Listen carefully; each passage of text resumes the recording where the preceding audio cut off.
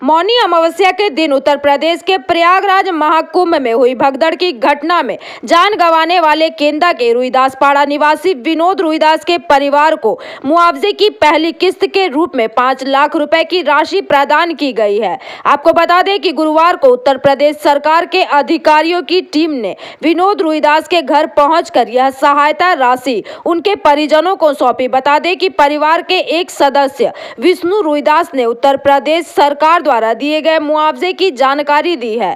गौरतलब है कि मौनी अमावस्या के अवसर पर उत्तर प्रदेश में आयोजित महाकुंभ के दौरान भगदड़ मचने से कई श्रद्धालु हताहत हो गए थे, जिनमें विनोद रुईदास भी उस घटना में शामिल थे। मिली जानकारी के अनुसार सरकार द्वारा पीड़ित परिवारों की राहत के लिए 25 लाख रुपए के मुआवजे राशि की घोषणा की गई थी।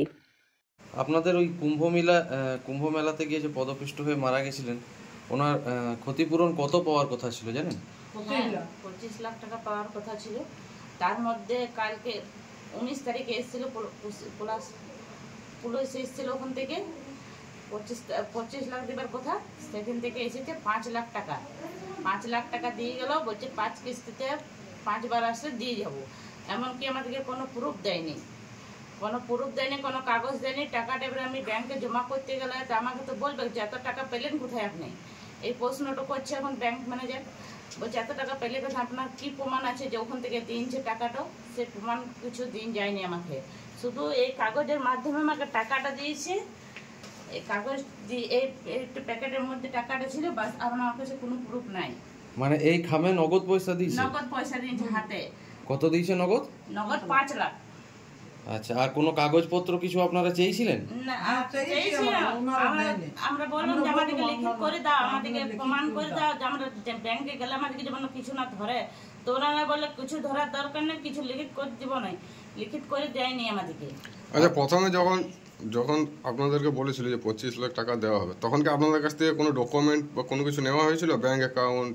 না, আমাদের কাছে কিছু নেয়নি, ব্যাংকের অ্যাকাউন্ট আর কিছুই নেয়নি। তাহলে এই যে টাকাটা যে দিচ্ছে, এই টাকাটা আপনি কিভাবে প্রমাণ করবেন যে এটা ব্যাংক থেকে দিয়েছে, কুম্ভ মেলার মানে ইউপি সরকারই দিয়েছে? এটা কি করে প্রমাণ করব জানি না, আমার কাছে কোনো প্রুফ নাই, তো আমি কি করে প্রমাণ করব? এখন আপনারা কি চাইছেন? আমরা চাইছি যে আমাদেরকে কোনো প্রুফ দেওয়া হোক, আর এরকম হাতে আমরা ক্যাশ টাকা দেবো না।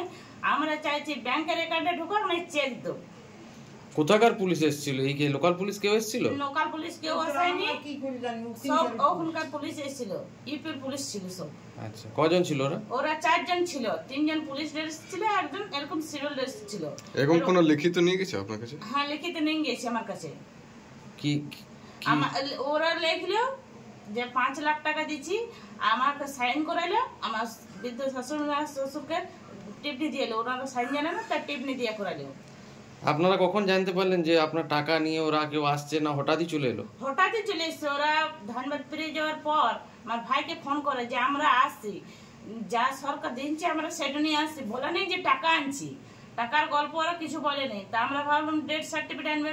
ওনারা যখন এত দূর থেকে আসছে, তখন ডেথ সার্টিফিকেট আনা উচিত ছিল, সেটাই তো আনে নেই। যেটা আমার দরকার খুবই, এখন ছেলে মেয়েদের ভবিষ্যতের ব্যাপার আছে, যে ডেথ সার্টিফিকেট না হলে এখন কোনো কাজে এগোবে না।